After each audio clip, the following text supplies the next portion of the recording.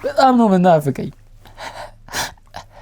ሚላላክላት እንኳን ሰው እኮ የለም የሰው ቤት ነበር ሰርታ እያረመች እየቆፈረች የምንኖር አሁን ምን ላይ እንዳለች እንኳን አላቅም ፈጣሪ ያመጣው ነው ማናችንም ደግሞ የሚቀርልን ነገር አይደለም አይደል ሞት የሁላችንም እኮ መጨረሻ ሞት ነው ግን ምን ቢሆን ጥሩ ነው ጧት ስንነሳ ልብሳችን የሚባል ነገር የለም ያዝነው ነገር ምንም ነገር የለም ከዚህ የመጣሁት እኮ የሷን ህይወት እቀይራለሁ የራሴንም ህይወት እቀይራለሁ ብዬ ነበር አይደለም ግን የሷን ህይወት ልቀይር የራሴን እንኳን ህይወት መቀየር አቅቶኛል አሁን እኮ አንተ ካገኘኝ በኋላ ነው እንደዚህ ትንሽ አብልተኝ ጸጉሬን ቆርጠ እንዲያረከኝ ምን እንደምመስል ታውቃን ነበር እንዴ ልብስ እንኳን ነበረኝ አንተ አይደል እንደ ገዛልኝ በቃ ለናቴ ልደርስላት አልቻልኩም እነሱ ሰዎች ታዲያ ችግር ነበረባቸው አብረው የጠፉ ሰዎች ወይስ ስለ አዲስ አበባ የምንሰማው ነገር እኮ ሌላ ታሪክ ነው እንጂ ችግር ኖሮባቸው አይደል እነሱ ጋር ችግር አልነበረም እኔ ብዙ ነገር ነው ያሳለፍኩት ይሄ ህይወት ለኔ በጣም ከብዶኛል እኔ እንደዚህ በቀላል እንደምታየኝ አይደለም እናትና አባት የነበረኝ በጣም አሪፍ ኑሮ ላይ የምኖር ሰው ነበርኩ አዲስ አበባ እኮ በእናት እዛ ሆኖ የሚሰማው ነገር እኮ ሌላ ነው ታዲያ ስመጣስ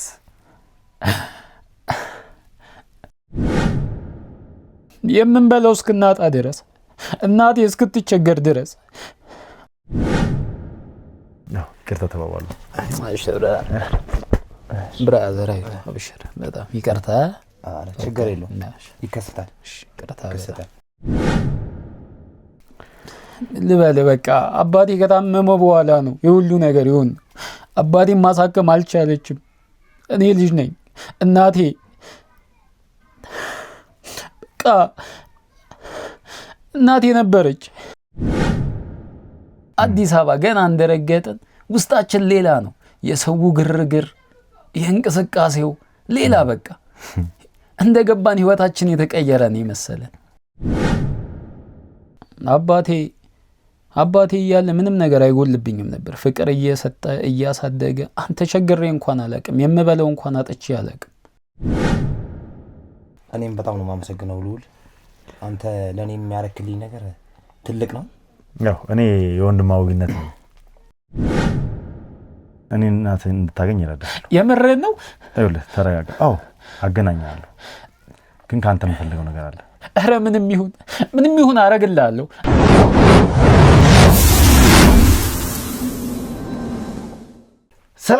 ሰላም የተወደዳችሁና የተከበራችሁ ውድ ቤተሰቦች እንደምን አላችሁ እንደምንቆያችሁ እንደምንስ ከረማችሁልኝ በያላችሁ በሰላም እግዚአብሔር እንግዲህ ከሁላችሁም ጋር ይሁን ይያልኩ እነሆ በሉል ሚዲያ ብቅ ብያለሁ እንግዲህ ውድ ቤተሰቦች ከዚህ ቀደም እንደተመለከተነው በተለያየ አጋጣሚ የተለያዩ ሰዎችን እያገኘው አንድ ሰው እያፈላለገን እንደነበረ በተደጋጋሚ ጊዜ ተመልክታችኋል በዛም ውስጥ እንግዲህ አንድ ሰው በመፈለግ ውስጥ ሆነን ስለ ብዙዎች ታሪክ አውቀናል ስለ ብዙ አውቶቡስ ተራ አካባቢ መናሪያ አካባቢ ስላሉ ጎዳኒስቶች ብዙ ታሪክ ተረተናል እነሱ እያሳለፉ ያለው ታሪክ በተቀላላ በጣም በሚገርም ሁኔታ አሳዛኝ የሆነ ህይወትን መተው እዚህ ጎዳና ላይ እንግዲህ እያረፉ እንደሆነ ተገንዝበናል ውድ ቤተሰቦች እንደተለመደው እንግዲህ ዛሬም በሚያስገርም ሁኔታ እንኳን ደስ አላችሁ እንኳን ደስ አለ ማለት ፈልጋለሁ ከብዙ ውጣ ውረድ በኋላ ከብዙ ሙከራና ልፋት በኋላ እንግዲህ አቡሽን አግኝተነዋል አቡሽን በእጃችን አስገብተናል እንግዲህ ከአቡሽ ጋር ያለው ነገር የተወሰነ ነገር እንናገራለን አቡሽን እንግዲህ በነበረው ነገር እዛ ጋር ያለው ነገር አስማምተን አፋቅረን እንግዲህ ማለትም ጣቢያ ላይ በነበረው ነገር የርቅ ደብዳቤ አስገብተን አቡሽን እንዲወጣ አድርገናል ስለዚህ ከአቡሽ ጋር የተወሰነ ቆይታ እናደርጋለን አቡሽ ምን አይነት ስሜት ላይ ነው ያለው ምን አይነት ሁኔታ ላይ ነው ያለው የሚለው ነገር ከሱ እንሰማና ከዛ በኋላ ቀጣይ እርምጃችን ምን እንደሚሆን እንነግረዋለን ለሱ ማለት ነው ለምንስ በዚህ ልክ እንደፈለግነው እንደሆነ ስለማያውቅም ጭምር ነው ስለዚህ ውድ ቤተሰቦች እስከ ፕሮግራም ፍጻሜ ድረስ የትም ሳትሄዱ እንድትከታተሉኝ እፈልጋለሁ አዲስ ሆናችሁ ይህንን ሉል ሚዲያ የተሰኘውን ቻናል ሰብስክራይብ ያላደረጋችሁ ሰዎች ሰብስክራይብ ያደረጋችሁ ቤተሰብ መሆናችሁን እንዳትረሱ ማለት እፈልጋለሁ። እንዲሁም ደግሞ የደውሏን ምልክት በመጫን ቪዲዮ ወዲያው በለቀቁ ቁጥር ኖቲፊኬሽን ወደ እናንተ ይደርሳችኋል ማለት ነው። ሐሳብ አስተያየታችሁን ኮሜንት ላይ እየጻፋችሁልኝ ቪዲዮን ላይክ እና ሼር እያደረጋችሁ ለብዙ ሰው እንዲደርስና ብዙ ሰው እንዲማርበት እንድታደርጉ እፈልጋለሁ። እስከ ፕሮግራሜ ፍጻሜ ድረስ አብራችሁኝ ሁኑ። መልካም ቆይታ። እንኳን ደህና መጣብሽ። እንኳን ደህና ቆየኸኝ። አማን ነው? ሰላም ነው? ሁሉ መልካም አለን። እንግዲህ ስላወኩ ደስ ብሎኛል። እኔም ስላወኩ በጣም ደስ ብሎኛል። ያው እንግዲህ ከዚህ በፊት ያው ከካሜራ ውጪ ከእስር ቤት እስከምትወጣ ድረስ ማለትም እንግዲህ ከጣቢያ እስከምትወጣ ድረስ ያለውን ነገር ያው ተቀራርበን ብዙም ባናወራ እንግዲህ ያለውን ነገር ተነጋግረናል። አሁን ሞር ራሴን በደንብ ላስተዋውቅህ ልዑል እባላለሁ። እንደምታየው ያው ለመቅረጽም እንግዲህ ስነግርህ ጋዜጠኛ እንደሆንኩ ነግሬሃለሁ። ጋዜጠኝነቴ ግን በተለያየ ጉዳዮች ላይ ማለትም የተቸገሩት ሰዎችን በመርዳት እንዲሁም ደግሞ ፍትህ ያጡ ሰዎችን ፍትህ በማሰጠት ነው የምታወቀውና ዛሬ ደግሞ አንተን ከነበርክበት ማለትም እንግዲህ ከነበርክበት ችግር ለማስወጣት ካሳለፍከው ህይወት ለማስወጣት አንዳንድ ነገሮችን አስቤ ነውና አንተን ያገኘው እንዲሁም ደግሞ የእርቅ ደብዳቤ ምናምን አስገብተን ነው ከጣቢያ እንድትወጣ ያደረግነህ።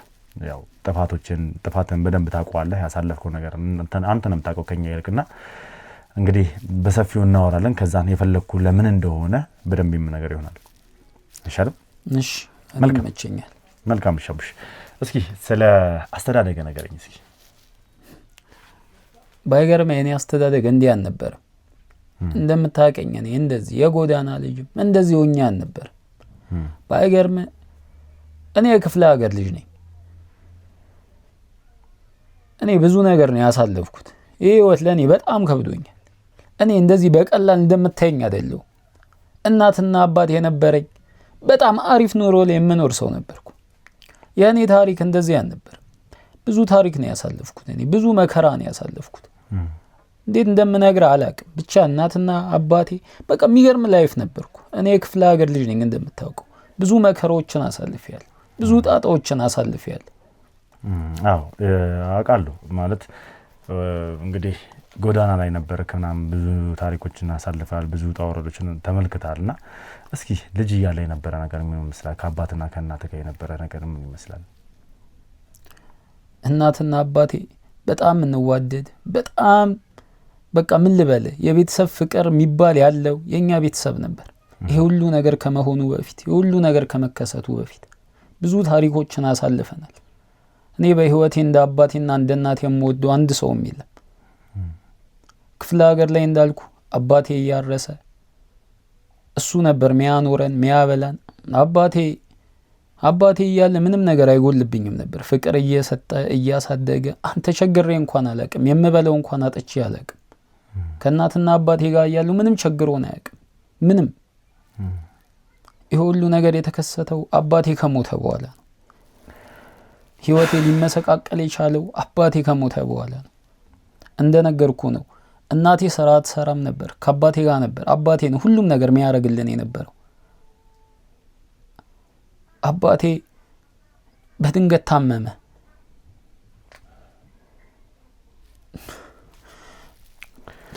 ልበል በቃ አባቴ ከታመመ በኋላ ነው የሁሉ ነገር ይሁን።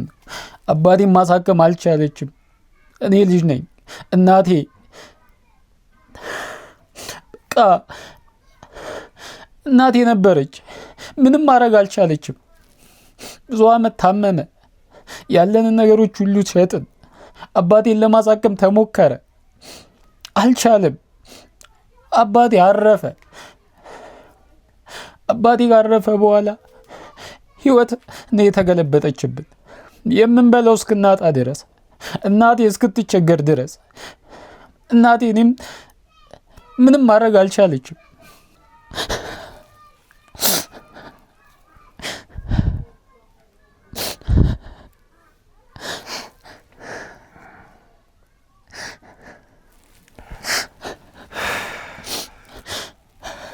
ያው እንግዲህ ምንም ጊዜ የሚሆነው ፈጣሪ ያመጣው ነው።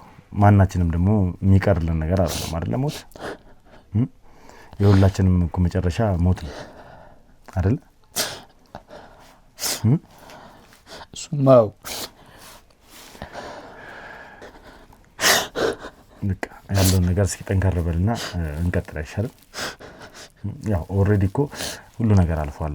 ብዙ ከዛም የከፋ ነገር አሳልፋለም ብዬ ደግሞ አስባለሁና እስኪ ከዛ በኋላ አባቴ ከሞተ በኋላ የነበረው ነገር ምን ይመስላል? እስኪ አባቴ ከሞተ በኋላ እናቴ እኔን ለማሳደግ የሌለ መልፋት ጀመረች።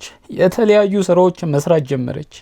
ኩትኳቶ፣ ማረም፣ ተቀጥራ የተለያዩ ስራዎችን መስራት ጀመረች። ግን አልቻለችም። ታመመች። ወገቧ በጣም መታመም ጀመረ። አይደለም ልታርስ አይደለም ልኮተኩት ቀርቶ መንቀሳቀስ እስኪከብዳት ድረስ ወገቡ ለታመመ አልቻለችም። ቀስ ያልክ ተረጋግታ አውራ። አሁን በስሜት ሆናል። በጣም ስሜታዊ ሆነ ነው ያወራለሁና ተረጋጋ እስኪ። ይገባኛል ማለት የቤተሰብ ህመም ያማል፣ የእናት ህመም ያማል። በጣም ይገባኛል። እሺ ራስን አረጋጋ እባክህ። እኔም ልጅ ነኝ። ምንም ላግዛት ምንም ላረግላት አልቻልኩም። እሱ ልክ ነህ። ያው አንዳንድ ጊዜ እናታችንን ያየናት ስትታመም ለሷ የሆነ ነገር አለማድረግ መቻል ማለት ውስጣችንን እንደሚሰብረው እንደሚጎዳን በደንብ አውቃለሁ። በጣም ውስጣችንን ይጎዳዋል። እረዳሃለሁ። ያው ብዙዎቻችን የእናታችንን ሞር ያምናል፣ በጣም ከሚባለው በላይ ያምናል። ታውቃለህ፣ በቃ ለእናቴ ልደርስላት አልቻልኩም። ከዛ በኋላ ከጓደኞቻችን ጋር መመካከር ጀመርን። ወደ አዲስ አበባ ብንሄድ ጥሩ ህይወት እንደምንኖር፣ እናቴን እንደማግዛት ሁሉ ነገር ተነጋገረን። ቆይ ማን ነው ይሄን ሐሳብ ያመጣው? አንዱ እሺ አንድ ቪዲዮን አቋርጠው። በቃ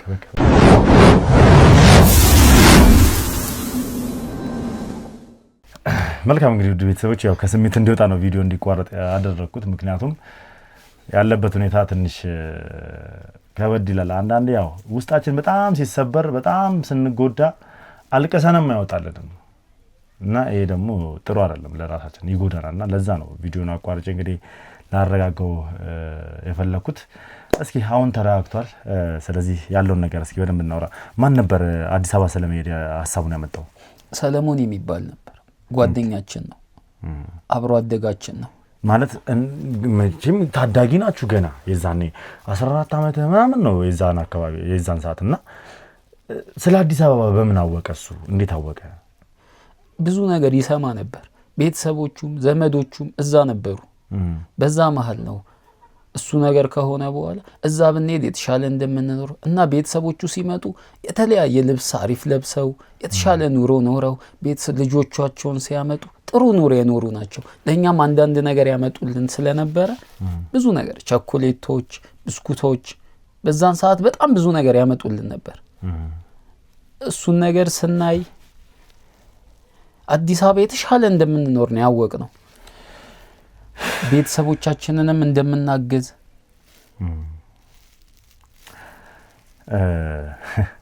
እንግዲህ ብልጭ ልጆች ናቸው። ብልጭ ነገር ነው እየሸወዳቸው የነበረው። አዲስ አበባ የሚኖር ሰው ዘንጦ ሲመጣ ሀብታም ነው። ቸኮሌት ብስኩት ምናምን ይዞ ስለሚመጣ ሀብታም ነው። ገንዘብ እንደልብ የሚታፈስ ነው የሚመስለው። ብልጭ ነገር ነው እየሸወዳቸው የነበረው ማለት ነው። አዎ ባይገርም የተለያዩ ነገሮች እናይ ነበር። በቃ ደስ ይል ነበር። ከአዲስ አበባ የሚመጣ ሰው በጣም ነበር ደስ የሚለን። በጣም በቃ ምንም ይቸግረው አይመስለንም ነበር። ምንም በቃ አዲስ አበባ ተገብቶ ገንዘብ የሚታፈስ ነበር የሚመስለን። ታውቃለህ። ስለዚህ ይሄንን ነገር ለማሳካት ለእናትም ሳትነግር ምንም ሳትል ወስናችሁ ነው ለመጥፋት የተነሳችሁት ማለት ነው? አዎ 4 ጓደኛሞች ነበር። 4? አዎ 4 ነበር። ለ4 ነው የጠፋችሁት? ለ4 ነበር የጠፋው። እሺ ቆይ መምጫ ገንዘቡን ከየት አመጣችሁት? ባይገርም እኔ ያጋ 5 ሳንቲም አልነበረም። ድምቡሎ ሳንቲም አልያዝኩም ነበር። በቃ ጓደኞቼ ቤት ላይ የወሰዱት እናታቸውን ያስቀመጡትን ምናምን ብር አንስተው ነው የመጡት። ከቤተሰቦቻቸው ስር ነው ገንዘብ የሰረቁት? ከቤተሰብ ነበር ሰርቅ የወሰዱት። ስለዚህ እነሱ በያዙት ገንዘብ ነው አንተንም ይዘው የመጡት? አዎ በቃ ያኔን ችግሬን ስለሚያውቁት ሁሉም ነገር ስለሚያውቁት በእነሱ ነበር የመጣሁት። ቆይ እሺ እነሱ ሰዎችስ ታዲያ ችግር ነበረባቸው አብረው የጠፉ ሰዎች ወይስ? ስለ አዲስ አበባ የምንሰማው ነገር እኮ ሌላ ታሪክ ነው እንጂ ችግር ኖሮባቸው አይደል? እነሱ ጋር ችግር አልነበረም። ግን የገጠር ኑሮና የዛን ታውቀዋለህ። አዲስ አበባ ለኛ ገነት ናት። እንግዲህ ተመልከቱ እሱ ተቸግሮ ነው አንተ ተቸግረ ነው እነሱ ደግሞ ምንም ነገር ሳይቸግራቸው በቃ አዲስ አበባ ብቻ ስላጓጓቻቸው ነው መጥፋት ነው የፈለጋችሁት። አዲስ አበባ እኮ በእናት እዛ ሆኖ የሚሰማው ነገር እኮ ሌላ ነው። ታዲያ ስመጣስ ምን ነው ግሬን በቆረጠው ነው ያልኩት። ገሃነም ነው የሆነችብኝ ለኔ። ታውቃለህ የሰማሁትና ያየሁት ነገር ሌላ ተቃራኒ ነው ሌላ። እስኪ ንገረኝ ስትመጡ መጀመሪያ ያረፋችሁት የት ነበር? አውቶቢስ ተራ እዚሁ ሰፈር እዚሁ ነበር ያረፋችሁት? እዚሁ ሰፈር ነበር ያረፍነው። ከመናኸሪያ እንደወረዳችሁ እስኪ ምንድነው ማለት ያደረጋችሁት ድርጊት የነበረው ነገር? ሰውን መቼም ግርግር ነው አውቶቢስ ተራ አይደል? ምን ስሜት ነበር የተሰማችሁ? በጣም ነበር ደስ ያለን። በሰዓቱማ በጣም ደስተኛ ነበርን እኮ። አዲስ አበባ ገና እንደረገጥን ውስጣችን ሌላ ነው። የሰው ግርግር የእንቅስቃሴው ሌላ በቃ እንደገባን ህይወታችን የተቀየረ ነው መሰለን። መንገድ ላይ ቆመው አልጋ የሚሉ ነበሩ። መሽቶም ነገር ስለነበር አልጋ ያዘን። ተደራራቢ ነበር። ሁለት ሆነን ተኛን። አብረን ገባን። ደስ የሚል ቀን ነበር። እራታችንን ወተን በያዙት ጓደኞቼ እንዳልኩ ፓስቲኒዋን ምንዋን መብላት ጀመርን። ከዛ በኋላ በቃ በሚገርም በቃ እኛ በነጋታው በጧት ተነስተን ልንወጣ ስንል ባላልጓ ትቀጥላላችሁ ወይስ ለሌላ ላሲዞናም ነገር አለች። አረ እንቀጥላለን ምናምን አልናት። ወጣንና ፓስቲኒ ምናምን ነገር መብላት ጀመርን። በቃ አለ አይደለ ቁርሳችንን ፓስቲኒ በሻይ በላን። ከዛ ስራ መፈለግ ጀመረን። ወፍ በቃ ምንም አይነት ስራ ልናገኝ አልቻለም። በቃ ዞርን ቀጠንን ምን አለን በቃ ዛሬ ስላልተሳካ ነው አለንና ወደ ነበርንበት ተመለስን። በቃ በንጋታውም እንደዛ ቀጠልን። እሺ በንጋታውም ስንል ምንም ሊሳካልን አልቻለም። እንደዛ እያለን ወይ ስራ የት ነው የምትፈልጉት? እኛ በቃ ያገኘነውን ስራ ከሰራን ብለን ነው። የመጀመሪያ አካባቢማ በቃ ስራ ነገ በንጋታው እናገኛለን ብለን ነበር አስበን ይወጣን እኮ። የት ነበር ስራ እየጠያየቃችሁ ነበረው? ወደ 7ኛ ወደ መርካቶ የት አልገባን እኮ። ደላላ ቤት እየሄዳችሁ ነው ወይስ ዝም ብላችሁ ስራ የሚሰራበት አለ ብላችሁ እያሰባችሁ ነው? ደላላ ቤትም ገብተን ነበር። መታወቂያ የለንም። ልጅ ነን። ምንም ነገር የሚወስድልን ሰው የለም። እሺ በቃ እንደዛ ስለሆነ ማንም አይደለም እንትን ሊቀጥሩንም በቃ ምንም ነገር አላገኘንም። እንደዛ እያለ ሳምንት ቆየን። ሳምንት ምናምን በምንቆይበት ሰዓት ምንም አይነት ስራ ልናገኝ አልቻለም። ለካ ጓደኛዬ የያዙት ገንዘብ አልቋል። ሩም የምንይዝበት ነገር የለም። ምንም ነገር በቃ ሙሉ ነገር ጨርሰናል። ሩም የምንይዝበት ምን የለ። ከዛ ባይገርም አልፎ ምንናይ ነበር በማታ ስንወጣ በሸራ ምናምን ተጠቅልለው በማዳበሪያ ተጠቅልለው የሚኖሩ የጎዳና ልጆች ነበሩ። አውቶቢስ ተራ አካባቢ አለ። በቃ እሳታቸውን እያነደዱ ምናምን ነገር የሚኖሩ ነበሩ። ምንም አማራጭ ስለሌለን የያዝነውን ልብስ ትንሽ ነገር አለ ጠጋ ብለን እነሱን መግባባት ጀመረን። ፍቅር እኮ ናቸው በእናት በቃ እነሱንም ስንጠጋ ሊያሳፍሩን አልሞከሩ። ተጠጋን። ምንም ማደሪያ ስለሌለን የዛኞች ምሽት የዛን የነበረን ምሽት እዛ አሳለፈን እነሱ ጋር። ግን ምን ቢሆን ጥሩ ነው ጧት ስንነሳ ልብሳችን የሚባል ነገር የለም። የያዝነው ነገር ምንም ነገር የለም። ፌስታሉ የለም። ባዶ ሆኗል። ምንድነው ብለን አጠገብ ያሉ ስንጠይቅ እንዴ ምን ሆናችሁ ነው እናንተ? ፌስታል እኮ እንዴ አጠገብ አይታደርም። ይሄ እኮ የተለመደ ነው። ስርቆት አለ አሉ። በቃ እዛ ስርቆት አለ። ያው እንግዲህ እነዛም ሰዎች እንዲህ ነው ብለው አይናገሩም መቼም። ምናልባት ያው እንደዛ ለማለት ሳይሆን አንዳንድ ጊዜ እንደዚህ አይነት ሰው ሲመጣ ነገ ያጅ ነው ብለን ስለምናስብ ራሳችንም እዛው አጠገብ ያለን ሰዎች ያንን ቃል ልናነሳው እንችላለን። መቼም ያው ጎዳና ላይ ሊኖር ይችላል እንደዚህ አይነት ነገር በሰፊው ይኖራል አለም ደግሞ እንደሚታወቀውና እሺ ከዛስ ምንድነው ያደረጋችሁት? ሲነጋ ያው ፌስታላችሁ ልብሳችሁን አጣችሁ ምንድን ነበር ከዛ በኋላ ያደረጋችሁት? ባይገርም በቃ ከዛ በኋላ አጣ ነው ምን አለን አረጋጉን። የጎዳና ልጆች እንዳልኩ ፍቅር ናቸው። አረጋጉን። ከነሱ ጋር በቃ የሚከሰት ነገር ነው። እኛ የበላነውን በልታችሁ ፈዋ ቡሌ እያወጣን ከሆቴል ቤት መመገብ ጀመረን። በቃ ቀረቡን፣ እንደ ቤተሰብ ነው ያዙን። ቀረቡን፣ ምን አሉን፣ በቃ ተግባባን። እቃ ሲመጣ እንደምንሸከም የሰውንም እቃ እንደምንሸከም ከመኪና ላይ እየተሯሯጥን ምናምን እንደዛ እያለ መኖር ጀመረን። በቃ ኑሮአችን አዳራችን። በዚህ ሁሉ ሁኔታ ውስጥ ግን እናትህን አታስበም ነበር? በጣም ነበር ማስባት፣ በጣም ነበር ማስባት። ግን ምን ብዬ ላስባት? ምን ላርግላት? አይደለም ለሷ ነው ለራሴ እንኳን መሆን እኮ አቅቶኛል። ከዚህ የመጣሁት እኮ የሷን ህይወት እቀይራለሁ የራሴንም ህይወት እቀይራለሁ ብዬ ነበር። አይደለም ግን የሷን ህይወት ልቀይር የራሴን እንኳን ህይወት መቀየር አቅቶኛል። እቶይን በእናትህ ምን አላሳለፍን እኮ። እሺ እንደዚህ ሁኔታ ውስጥ ሆነ ረጅም ጊዜ ቆይታል። እንግዲህ ኦልሞስት ወደ አዲስ አበባ ከመጣ 4 ዓመት ሆኗል። ኦሬዲ 4 ዓመት። አሁን 18 ዓመት ሞልቷል። አሁን 18 ዓመት ሞልቶኛል። ሳይህ ቆንጆ ላይ ነው፣ ፊዚካል ጥሩ ነው። ያን ያክል በሱስም እንደተወደሰ አይደለም። ሱስም ጀምራል። ያው ሱስ አለ አይደል መቼም እዛ ጎደና እንዴ እዛ ስትኖርማ እና ሙቀት የሚሰጥሽ ብርዱን ለመከላከል የምትወስጂው ማስቲሽ ነው እና ፍሙ አለ። ፍሙ እየነፋን ነው የምንውለው። እንዴ አለበለዚያ አንደኛ ራቡ ይገላል፣ ብርዱ ይገላል። ፍሙ እየነፋን ያልከው ሲጋራ ማጨስ ነው? ሲጋራ ነው። ያለበለዚያ በብርድ ትሞታለህ። የጎዳና ልጅ እኮ ወዶ አይደለም ሱስ የሚገባው፣ ወዶ አይደለም። በቃ ብርዷን ለመከላከል። ስለዚህ ለብርዱ ሲባል ሲጋራና ማስቲሽ ግድ ነው። እሱማ ግድ ነው። አዎ ይሄን ያልኩብህ ምክንያት ፊዚካል ጥሩ ነው፣ የተመሰገነ ነው። እንዴ ባይገርም ጎዳና ላይ ብዙ አይነት ጉልበተኞች አሉ። ብዙ አይነት ጸብ ይነሳል። አንዱ የበላይ ሊሆንብህ ይሞክራል። በዛ መሀል ስፖርትም ግድ ነበር። ኦኬ ስፖርት ሰራ ነበር? አራ ስፖርትማ እንዴ ስፖርት ራስን ለመጠበቅ ነው።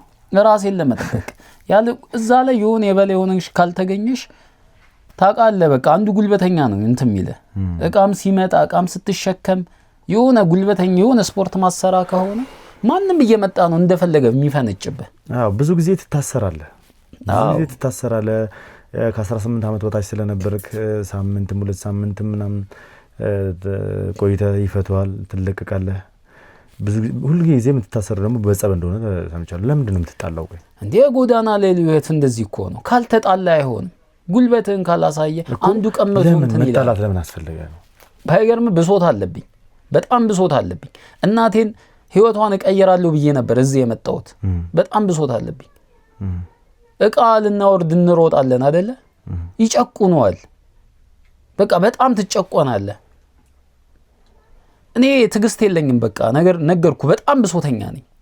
ስለዚህ በቃ እንጣላለን። አንተ እቃ ያዝከውን መጥቶ ይቀማሃል። አንተ የሆነ ነገር ለማግኘት ነው፣ የሆነ ሳንቲም ለማግኘት ነው።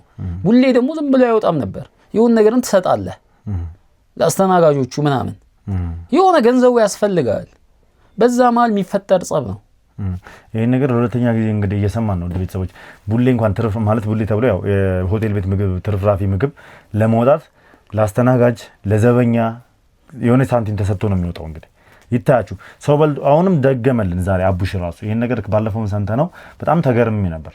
እንግዲህ የሰው ልጅ በልቶ ያስተረፈውን ትራፊ የተከፈለበትን ተበላሽቶ ሊደፋ የሚችል ምግብ ለውሻ የሚሰጥ ምግብ ውሻ እንኳን በአሁን ሰዓት ማለት ብዙዎቹ ውሻቸው እንዴት እንደሚያሳድጉ እናውቃለን ዘመናዊ ሰዎች።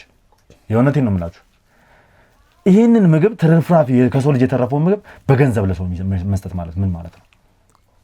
እንግዲህ አቡሽም አሁን ይሄ በጣም በስሜት እየተናገርኩ ያለሁት አቡሽ ዛሬ ስለደገመልኝ። እሺ ስለዚህ በዛ ምክንያት ነው ጸብ ውስጥ የምትገባው። አዎ የሆነ ነገር ጉልበትህን ካላሳየ ደግሞ አገባም እንዳልኩ ነው። ሌላ ጉልበቱም ያሳያል። በጣም ሊጨቁን ነው የሚሆነው። ዝም ካልክ አይሆንም። ጎዳና ላይ መኖር አትችልም።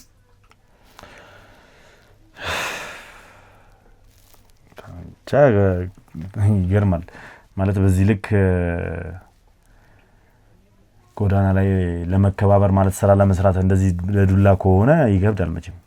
አዎ ከተለያዩ ቦታ የሚመጡ ሰዎች አሉ። በጣም እነሱ ላይም እኮ አፈርድም። እነሱም ለራሳቸው ጉሮሮ ነው፣ የሆነ ነገር ለማግኘት ነው። በዛ መሀል ነው በቃ የምንጣለው። ትክክል ነው። ሁሉም ለራሱ ጉሮሮ ለትጉርሱ ምናምን ሲል ነው እንደዚህ አይነት ነገር ውስጥ የሚገባው። እሺ አብረው ከመጡት 4 ሰዎች የት ናቸው ያሉት? አብረው እስካሁን ጎዳና ላይ ናቸው ወይስ ተበታትናቸዋል ወይስ ወደ ቤተሰቦቻቸው ተመልሰዋል?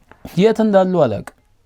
እንዴት ማን የት ምን ይሁን በቃ በጊዜ ሂደት ላይ ያለ ሁሉም የየራሱን ቦታ መረጠ እና ተለያያችሁ። ጎዳና ላይ የሉም እነሱ? ማንም የለም። አንድ ከመጣን ከአራታችሁ አንዳቸውን አግኝቼ አላውቅም። ስትጠፋፉም የት እንደሄዱ ምናምን ሳትነጋገሩ ነው የተጠፋፉት? መጀመሪያ አካባቢ እኮ አብረን ነበርን ታውቃለህ። የጎዳና ህይወት ደግሞ እዚህም ስለምትል አብረህ አትቆይም። ከባድ ነው እንጃ ምን ተብሎ ነው አሁን ታዲያ የሚነገረው? ፈጣሪስ እንዴ ነው ወደ ሀገር ቤት ለመመለስ ምናምን እቅድ ኖሮ ያውቃል? በጣም ብዙ ጊዜ ግን በምን ትሄዳለህ? ነገርኩህ እኮ በቃ የጉሮሮ ነው የምትለፋው እንጂ ያለም ለትራንስፖርት እንኳን ብዙ ብር ያስፈልጋል። ሄደስ ማዘሯ ምን ልትላት ነው? አሁን እኮ አንተ ካገኘኝ በኋላ ነው እንደዚህ ትንሽ አብልተኝ ጸጉሬን ቆርጠ እንዲያረከኝ ምን እንደምመስል ታውቃን ነበር እንዴ? ልብስ እንኳን ነበረኝ። አንተ አይደል እንደ ገዛልኝ? ከባድ ነው እንግዲህ አቡሽም እናቱን ማግኘት እየፈለገ ምን ሰርቼ ምን ይዤ ወደ እናቴ ሄዳለሁ በሚል እንግዲህ ረጅም ጊዜ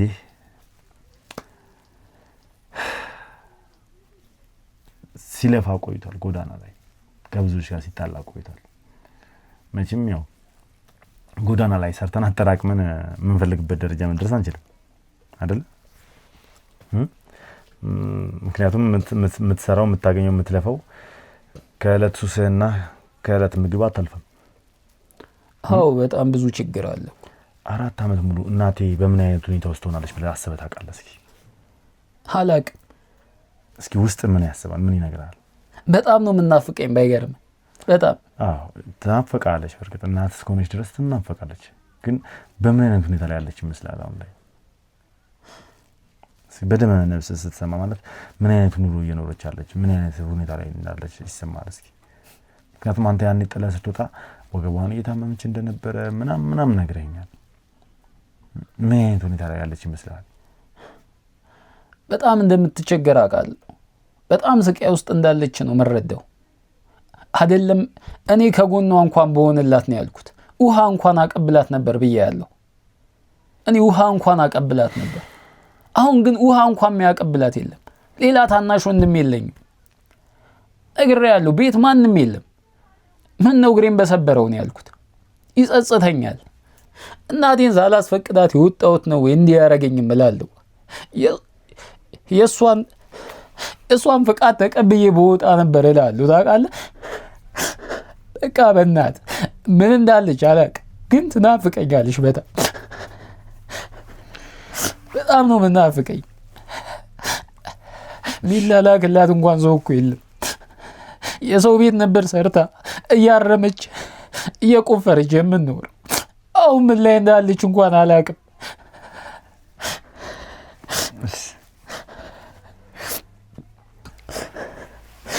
እሺ ላቡሽ ተረጋጋና አንድ ነገር ልነግርህ እፈልጋለሁ። እናትህን ማግኘት ትፈልጋለህ? በጣም እንጂ በጣም ጥያቄ ያለው እንዴ? እሺ እኔ እሱን አግዛለሁ። የምሬን ነው። እኔ እናትህን እንድታገኝ እረዳለሁ። የምሬን ነው። ይኸውልህ ተረጋጋ። አዎ አገናኛለሁ፣ ግን ካንተ የምፈልገው ነገር አለ። ኧረ ምንም ይሁን አረግልሃለሁ። አንተ ብቻ እናቴን አገናኘኝ። ለእኔ አይደለም የምታረግልኝ፣ ለራስህ ነው የምታረገው። ሱስ እንዳለብህ አውቃለሁ። እናትህ አንድ ነገር ስነግርህ አሁን አይደለም ሳገናኝህ ስለ እናትህ ብዙ ነገር ታውቃለህ። ያኔ ስለ እናትህ ብዙ ነገር እነግርሃለሁ። በህይወት አለች? በህይወት አለች፣ እግዚአብሔር ይመስገን። እናትህ በህይወት አለች። በጣም በችግር ውስጥ በህይወት አለች እናትህ። በጣም በህመም ውስጥ በበሽታ ውስጥ በህይወት አለች እናትህ። ሰማኝ፣ እንድታረግልኝ የምፈልገው ምንድነው ታውቃለህ? ራስህን መለወጥ አለብህ። ሰማኝ፣ ራስህን መለወጥ አለብህ። አንድ ሱስህን ማጥፋት አለብህ ከራስህ። የሰማኝ ነው። 2 ባህሪን መቀየር አለብህ። እናትህን እንሳገናኘህ ደህና ሰው ሆነ ጥሩ ወጣት ሆነ እንድትቀርባት የምፈልገው። ከ4 ዓመት ናፍቆት በኋላ ነው የምታገኘው።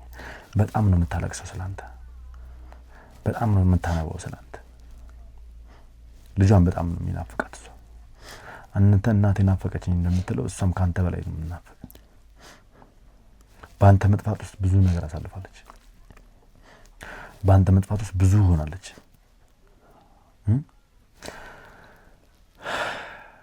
እና ይኸውልህ ከምን ይጀምራል መሰለህ? ሁሉ ነገር ራስን ከመቀየር ይጀምራል። ግልጽ ነኝ? ራስን ትቀይራለህ፣ ከሱስ ትወጣለህ። ትችላለህ ከሱስ? ኧረ አዎ እችላለሁ። እኔ እኮ ለብርዱ ምናምን ነው እንጂ ፍሙም ምነፋው እንትኑ እንጂ እኮ ብዙ ሱስ ኖሮብኝ አይደለም። እንደምታየኝ ነኝ። ስፖርትም እሰራለሁ። ምን እላለሁ? ብዙም እኮ ሱስ ላይ የለውም። አላ ለብርዱ ምናምን ነው። ኧረ ብዙም ከሱስ ለመውጣት አይከብደኝም። አዎ እሱን አይቻለሁ። ምክንያቱም እኔ ስላንተ አንተ እስር ቤት ካለ በኋላ እንግዲህ ለማጣራት እየሞከርኩ የነበረው በቃ እዛ በነበርክበት ሰዓት ምንም አይነት የሱስ ጫና እንደሌለብህ ስላየው እሱን እያጠናን ስለነበረ ነው። ከዛ ካሉት ከመርማሪዎቹ ጋርም በእኛ ጠበቆች በኩል ያለውን ነገር ቼክ እየተደረገ ነበረ በድብቅ። ምክንያቱም ሱስ ያስቸግረዋል አያስቸግረው የሚለውን በደንብ እያየ ነበር። ግን በጣም ደግነቱ እዛም ሆነ ስፖርት ስትሰራናም ስትታይ ስለነበረ እኛ ያው አንተ ባታየንም እኛ በደንብ እያየን እየተከታተልን ነበረ። ስለዚህ ሱስ ብዙም እንደማያስቸግርህ እርግጠኛ ነኝ። 1-2 ቀን ከኔ ጋር ትቆያለህ። መቀየር ያለብንን ነገር አብረን እንቀይራለን። ከዛ በኋላ እኔ ከእናት ጋር አገናኛለሁ። እሱ ብቻ ሳይሆን ዛሬ የምንጀምረው ከምንም ነገር የሰው ልጅ ሁሉ ነገር እርግፍ አድርጎ ሲተው ራሱን መቀየር ነው አይደል? ራስን መቀየር ማለት ደግሞ ባህሪን መጥፎ ነገሮችን ማስወገድ ነው አይደል? ስለዚህ ከይቅርታ ነው የምንጀምረው። እንግዲህ ልትከሰስ ነበር። ያ ክስ እንዳትከሰስ እንግዲህ የይቅርታ ደብዳቤ እንዲገባኝ አድርገን ያስወጣነ ነገር ያለው። ስለዚህ ይህንን ሰው እንግዲህ ፈንክታው ነው የታሰርከው። ይህንን ሰው አያሌውን ይቅርታ ከመጠየቅ ትጀምራለህ። እሺ አብሽር እለዋለሁ። ይኸውልህ ይቅርታ ከልብ ነው። ገባህ አይደል? ለሰው ልጅ ይቅርታ ስታደርግ ፈጣሪ ይቅርታ ያደርግልሃል። ላሳለፍከው ነገር በጠቅላላ ለበደልካቸው ሰዎች በጠቅላላ ይቅር ይልሃል። ለበደልከው በደል ለሰራው ኃጢአት በጠቅላላ ይቅር ይልሃል። ግልጽ ነው? ስለዚህ አያሌውን አስገባዋለሁ። እሱን ይቅርታ ትጠይቀዋለህ። እሱ ደግሞ ለምን ተስማምቶ የይቅርታ ደብዳቤ እንዳስገባ ይነግርሃል። ገባህ አይደል? ለማንኛውም ውድ ቤተሰቦች አያሌውን እንዲያስገቡልኝ እነግራቸዋለሁ። እነሱ አያሌው ይምጣና ያለውን ነገር አብረን ቁጭ ብለን በተወሰነች መልኩ እናወራና ይቅርታ እናጠያይቃቸዋለን። ከዛን የአቡሽን 1-2 ቀን መለወጡን በደንብ እንከታተልና እንመለከትና ከእናቱ ጋር የምናገናኘው ይሆናል ማለት ነው። አሁንም እስከ ፕሮግራሜ ፍጻሜ ድረስ የትም ቦታ ሳትሄዱ እንድትከታተሉኝ ጋብዛችኋለሁ። በድጋሚ መልካም ቆይታ።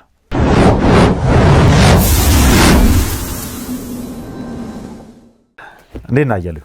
ሰላም፣ ሁሉ ሰላም፣ ሁሉ መልካም፣ ሁሉ ሰላም። ተጠንካራ ሰው ጠንካራው አያሌውን አያችሁት እንግዲህ እህቱን ፍለጋ ብዙ ንብረት ያጣ የእናት አባቱን ንብረት ሳይሰስት እዛ ወደዛ ጥሎ እንግዲህ ሽጦ አይደለም ጥሎ ነው የሚባለው መቼም አይደለ? ጥለ ነው ሽጦ።